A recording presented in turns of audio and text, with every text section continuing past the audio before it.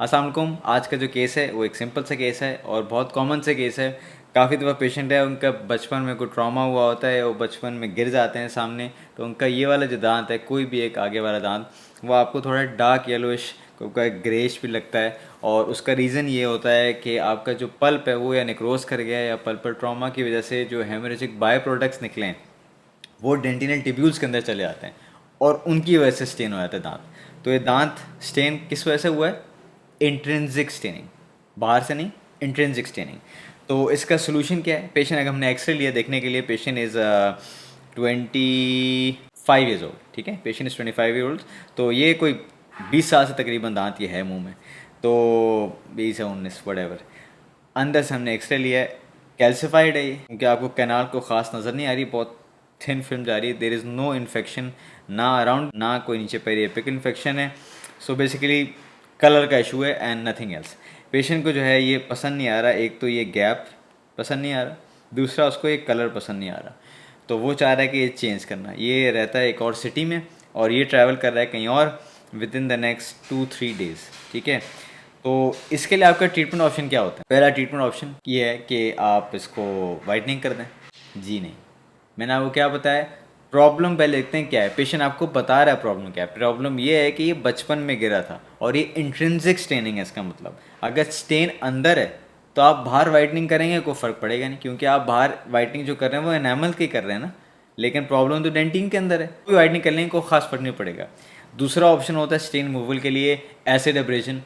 बाहर से हो रहा है ना, प्रॉब्लम अंदर है, तो उससे भी कोई खास फर्क नहीं पड़ेगा। अगर आप इसकी इंटरनल ब्लीचिंग करेंगे तो उसका दांत वाइट हो जाएगा।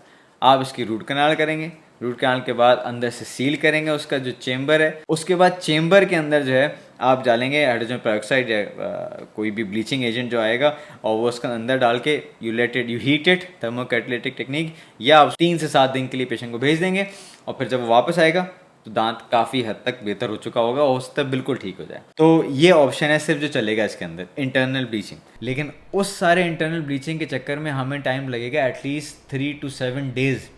एंड उसके बाद भी ज़रूरी नहीं है कि 7 डेज़ के बाद ज़बरदस्त हो गया हो सकता है हम वो अंदर से जेल निकालें और फिर लगाएं और फिर कुछ दिन के लिए भेज दें। अनप्रडिक्टेबल है थोड़ा सा, डेफिनेटिव है होगा बट अनप्रडिक्टेबल है। हमारे पास टाइम का इशू है, पेशेंट के पास है ही 2-3 दिन, तो हम वो नहीं कर सकते। तो इसीलिए हम किस पे बच गए कि हमने दांत को ज़रा सा ट्रिम करना है और उसके ऊपर एक क्राउन देना है। दूसरा ऑप्शन क्या बचता है?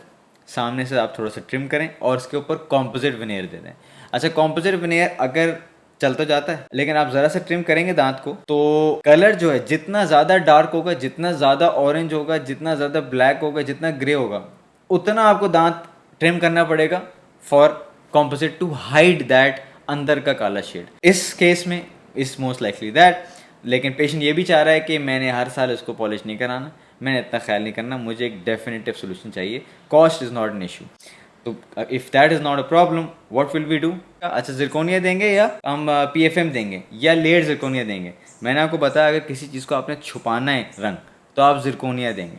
और जिरकोनिया क्योंकि ज़्यादा ओपेक होता है तो पीछे का जो काला शेड है, जो डार्क ऑरेंज शेड है, वो छुपा देगा, क्योंकि उसकी अपनी ओपेसिटी ज़्यादा होती है। लेकिन क्योंकि बहुत ओपेक होता है, अगर आप देखें इस पेशेंट के दांत की जो टिप्स हैं, इंसाइजर एजेस जो हैं, वो थोड़े ट्रांसलूसेंट हैं, तो हम लेड जिरकोनिया लगा देंगे कि जिरकोनिया के अंदर बेस है और उसके ऊपर पोर्सलेन है, तो वो ट्रांसलूसेंसी भी थोड़ी आ जाएगी, तो एस्थेटिकली बहुत अच्छा लगेगा और वो अंदर हमारा शेड भी छुप जाएगा।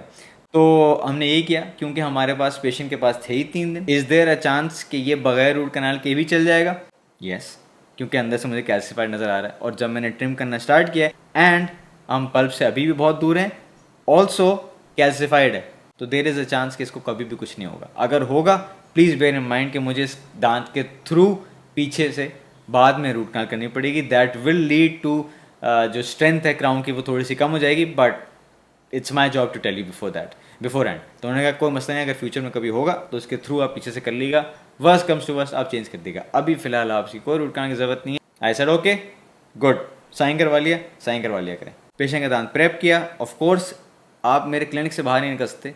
मैं जब बोलता हूँ मेरा क्लिनिक, इसका मतलब आपका क्लिनिक भी। पेशेंट को बाहर आप जाने नहीं दे सकते एक ट्रिम दांत के साथ। गुड, आपका 1 हफ्ते में या 2-3 दिन में क्राउन आएगा, तब तक आप ऐसे घूम रहे होंगे यूँ करके, फारग अजीब से लगे रहोगे। नेवर, आप कुछ भी कट करने से पहले, और मैं इस पर वीडियो भी बना चुका हूँ, टेम्परेरी क्राउन के नाप कैसे लेते हैं, इंडेक्स कैसे बनाते हैं और टेम्परेरी क्राउन देते कैसे हैं, उसको सब कुछ कैसे करते हैं बना चुका हूँ। अगर नहीं देखी इस लिंक को क्लिक करें और वो जाके देख लें कि टेम्परी क्राउन कैसे बनाते हैं। पहले से उसका इंप्रेशन ले लिया था, दांत ट्रिम किया और पेशेंट को हमने एक टेम्परी क्राउन दे दिया। This is how the patient will walk out looking better than he did with his original tooth हमारे टेम्परी क्राउन के साथ, बिकॉज टेम्परी क्राउन मैच कर रहा है। और अभी से आप देख लें क्योंकि टेम्परी क्राउन ओपेक है, इवन दिस लुक्स नाइस। ठीक है, पेशेंट को बता दिया कि ये भाई ये टेम्परेरी ही असल नहीं है, वापस आना है आपने। और शेड ले रहे हैं एंड शेड का ली, पिक्चर्स ली and we call him after 2 days। This is after 2 days, नया क्राउन लगाया, लेयर जिरकोनिया, अंदर जो ओपेसिटी है जो है उसने जो है वो छुपा दिया दांत का रंग, और लेयर जिरकोनिया की वजह से जो इसके इंसाइजल एजेस हैं वो पोर्सलिन के हैं एंड उसकी वजह से थोड़ी ट्रांसलूसेंसी भी आ गई है और मिड लाइन भी ठीक हो गई है। मिड लाइन कैसे ठीक हुई, जो उसका सात वाला दांत था 2-1, अगर आपको याद हो उसमें एक डिच था, साइड से थोड़ा सा चिप ऑफ हुआ था, उसको लेवल करके सीधा कर दिया in alignment with the mid line, ये ठीक है। और सातवां क्राउन पर नया वाला वहाँ तक आ गया, they look exactly the same. 2-3 दिन के अंदर patient is happy, there is no pain whatsoever and patient मेरे पास आई थिंक फॉलोअप के लिए काफ़ी टाइम बाद भी आया था and there was no issues whatsoever. Video पसंद आई तो शेयर करें, यूट्यूब पे सब्सक्राइब करें। Thank you for watching.